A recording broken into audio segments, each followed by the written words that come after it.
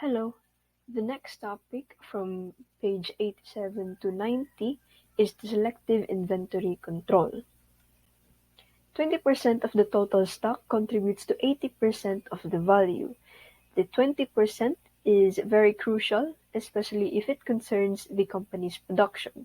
So the selective inventory control is adopted since this reduces the costs. Selective control is when the high-value items are controlled more than the low-value items since it has the greatest returns compared to the low-value items with low returns. So there are 8 categories under the SIC. First is the always better control, the ABC, where the items are categorized according to their usage value. Second, high, medium, low. Items are categorized according to their unit price. Third, vital, essential, desirable. This is the importance of a component in the production. The eFinanceManagement.com, according to them, is that a shortage of a vital item, the production immediately stops. So it is better to supply them beforehand. An essential item, a shortage of them is temporary and there is a possibility that it can be repaired. Third is the least important desirable item since it is easy to replace and there is a short repair time. Scarce, difficult, easy. This is the availability of the item to be purchased. Is it difficult to obtain? Is it easy to obtain? Or is it really scarce? Government, ordinary, local, foreign. This is where the materials are purchased. Seasonal, of seasonal, the seasonality of the items. Fast, slow, non-moving, the demand from the stores. Hans from Disquera.com actually categorizes the items in 3 parameters.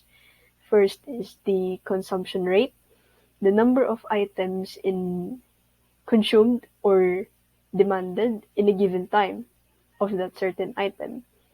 Second is the average stay, how long does that item stay in the inventory until it gets sold. And then the third is the period of analysis. Is the analysis took place in a year or in just months?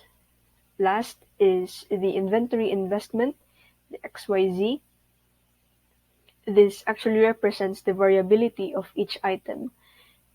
X items have little variation. It can be forecasted. Y items, there is some variation. It is not steady, but it can be forecasted to an extent. Z items have the most variation. It fluctuates very strongly, and due to this, it is very impossible to forecast them, these C items. And this is according to cgma.org. Reorder level determines when to resupply or to reorder. If you place it too low, you will risk a stock out or an inventory stock out. If you place it too high, your inventory holding costs will increase. For the maximum stock level, this is where the stock is not permitted to rise. If it does rise, the items will have a risk of deterioration and the items will be outdated. How much to order? There is 2 costs to consider: the inventory carrying cost or the holding cost and the ordering cost. You have to have the costs at a minimum so that you can have the optimum inventory ordered. You can use the economic order quantity equation. So the equation helps in establishing the optimum inventory level, but the equation faces certain problems. First is that the costs can't be identified accurately and properly. The results of the equation are often inconvenient. Third is that there will be orders at random points, so the suppliers will receive a regular stream of orders. Fourth is without due regard to a falling demand, there will be an outdated inventory. And then the last is that there will be an irregular requirement or price rise which invalidates the result from the equation.